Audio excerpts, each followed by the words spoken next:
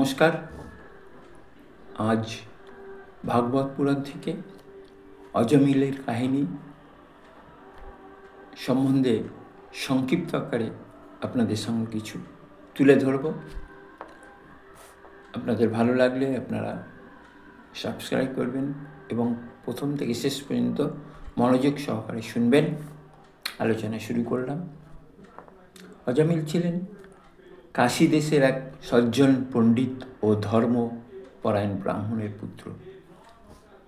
ছোটবেলা থেকে তিনি শ্রুতিধর, বিনয় ও সদ্গুণের অধিকারী ছিলেন।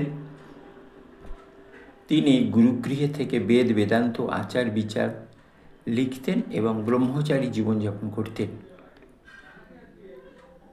তিনি এক ব্রাহ্মণ কন্যাকে বিবাহ করেছিলেন। একদিন হঠাৎ ফুল তুলতে গিয়ে তিনি এক অসৎ পুরুষ ও পতিতা নারীর অশ্লীল আচরণ চোখে দেখেন। এই দৃশ্য তার মনে গভীর কামবৃত্তি জাগায়, যাকে বলা হয় প্রথম দর্শনের দোষ।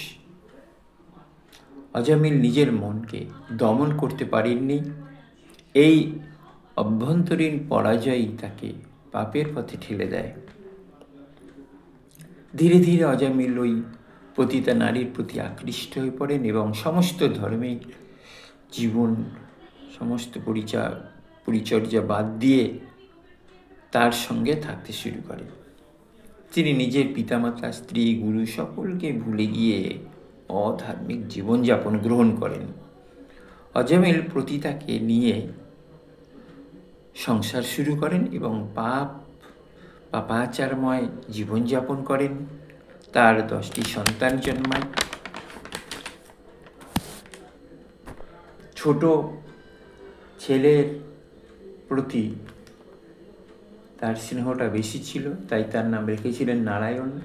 কারণ শাস্ত্রীয় পবিত্র নামগুলি তার তখনও মনে ছিল। অজমিল ধীরে ধীরে চুরি, ডাকাতি, মদ্যপান, জুয়া সব অপরাধে জড়িয়ে পড়েন, পুরোপুরি অধার্মিক হয়ে ওঠেন। বয়স বাড়লে অজমিল অসুস্থ হয়ে পড়েন। জীবনের পাপ স্মরণ করে তিনি ভেতরে ভেতরে অনুতপ্ত হন এবং ভীত হতে থাকেন।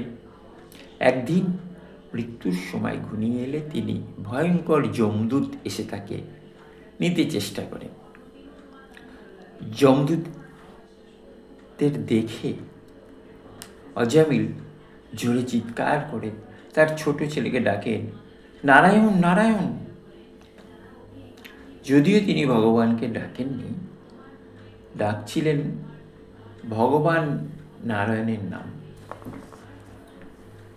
এই নামটি তার সন্তানের, কিন্তু ভগবানের নাম উচ্চারণ করলে সমস্ত পাপ ক্ষয় হতে শুরু হয়।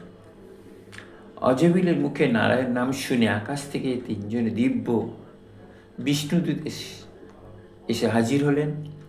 বিষ্ণুদূতরা যমদূতকে বললেন, ওরে ওরে ওকে নেওয়ার ক্ষমতা তোদের নেই, সে ভগবানের নাম উচ্চারণ করেছে। যমদূতরা অবাক হয়ে জিজ্ঞাসা করলেন, এত পাপী ব্রাহ্মণ কি করে কেবল নামে বাঁচতে পারে? বিষ্ণুদূতরা উত্তর দিলেন, ভগবানের নাম শুদ্ধ, শক্তিধর এবং সব পাপ নাশ করতে সক্ষম। একবারও অজান্তে উচ্চারণ করলে তার ফল পাওয়া যায়। মৃত্যুর দরজা থেকে ফিরে এসে অজমিল তীব্র অনুশোচনায় ভরে ওঠেন। তিনি সমস্ত পাপ ছেড়ে দিয়ে গঙ্গার তীরে তপস্যা শুরু করেন।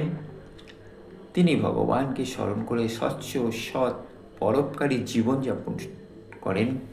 বৃদ্ধ বয়সে তার মন সম্পূর্ণ ভগবানে নিবিষ্ট হয়। জীবনের শেষে বিষ্ণুদূতরাই আবার এসে তাকে নিয়ে যান। অজমিল ভগবান লোকে গিয়ে হাজির হন এবং তার সমস্ত পাপ মোচন হয়।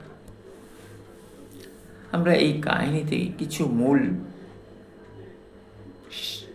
শিক্ষা পেলাম। এক, ভগবানের নাম স্মরণ অসীম শক্তিধর 2, একবার নাম উচ্চারণ ও পাপী জীবন পাল্টে দিতে পারে। 3 নম্বর, মৃত্যুর মুখ থেকে উদ্ধার সম্ভব যদি ভক্তি